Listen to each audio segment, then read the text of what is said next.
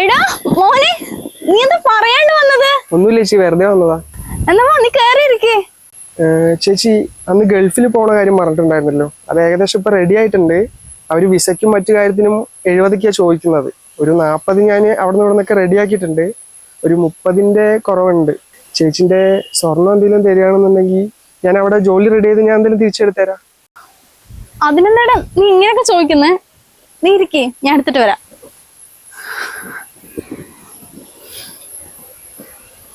ആ കുടി 10 പവൻ സ്വർണ്ണല്ലേ നിന്റെ വീട്ടുകാർ തന്നത്?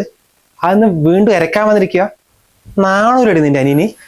10 പവൻ എന്ന് പറഞ്ഞാൽ എനിക്ക് എന്റെ വീട്ടുകാർക്ക് വലുത് തന്നെയാ.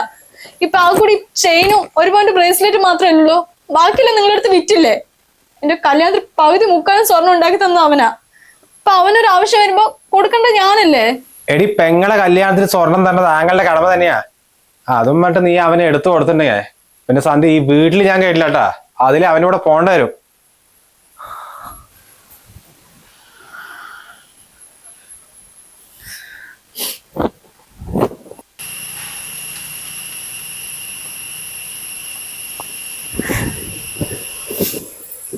മോനെ, അല്ലെങ്കിൽ ഇതൊന്നും വേണ്ട ചേച്ചി, എനിക്കൊന്നും ഗൾഫ് സെറ്റ് ആവും തോന്നുന്നു. അതെന്താ നീ ഇപ്പൊ ഇങ്ങനെ പറയണത്? ഒരുപാട് ആഗ്രഹിച്ചല്ലേടാ. അതൊന്നും സാരില്ല ചേച്ചി, ഞാൻ നാട്ടിൽ തന്നെ എന്തെങ്കിലും നോക്കാം.